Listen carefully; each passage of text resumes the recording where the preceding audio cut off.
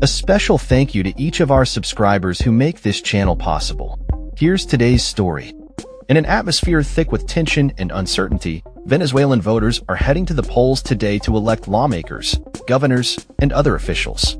This election, the first since last year's controversial presidential contest, is overshadowed by widespread government repression and calls from the opposition to boycott the vote.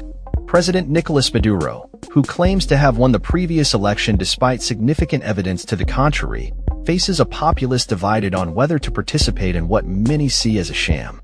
The backdrop to this election is alarming. Just 2 days ago, the government detained dozens of individuals, including a prominent opposition leader, linking them to an alleged conspiracy to disrupt the electoral process.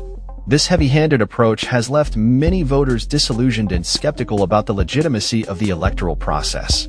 In the early hours of voting, reports indicate that military personnel outnumbered voters at several polling stations in the capital, Caracas, a stark contrast to the long lines seen during previous elections. Carlos Leon, a 41-year-old truck driver, expressed his discontent, stating, "I'm not going to vote. I don't believe in the electoral authority. I don't think they'll respect the vote." Nobody forgets what happened in the presidential elections. It's sad, but it's true.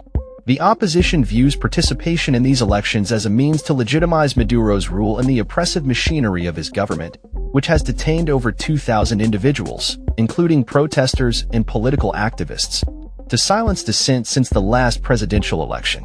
The ruling United Socialist Party of Venezuela is already proclaiming a sweeping victory across the nation, echoing claims made in previous elections regardless of actual opposition participation.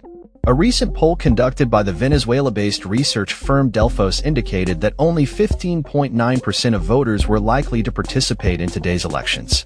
Of those, a staggering 74.2% expressed their intention to vote for candidates aligned with Maduro's party, while a mere 13.8% supported contenders linked to opposition figures who chose not to boycott the election.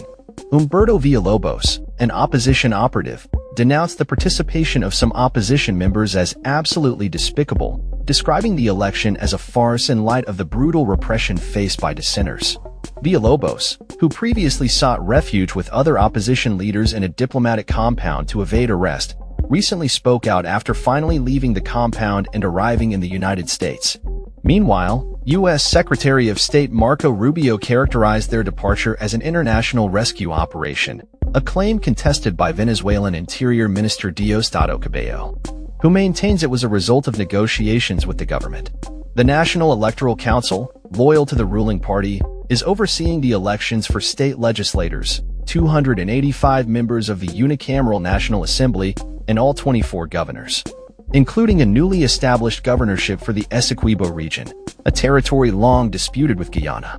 Observers note that the results of today's elections are unlikely to significantly impact the daily lives of Venezuelans, as Maduro's highly centralized regime exerts control over virtually all aspects of governance from Caracas.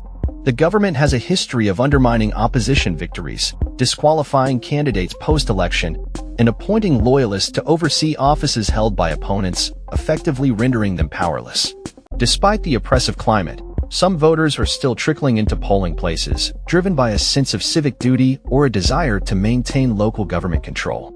Edith, a business owner who declined to provide her last name, stated, "I'm defending my municipality. I'm still angry with what happened in July, but I have to defend it." Others, however, are motivated by fear of losing their government jobs or access to state-controlled benefits. Miguel Otero, a 69-year-old state employee, remarked, "Most of my friends aren't going to vote, not even a blank vote. But we must comply.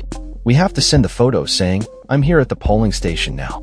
As the day unfolds, the world watches with bated breath to see how this election will play out amid the ongoing turmoil in Venezuela. The outcome may hold significant implications not only for the country's political landscape but also for the broader struggle for democracy and human rights in the region. That's all for this story. We upload videos every day covering many different subjects, so hit that subscribe button to stay informed. Thanks for watching.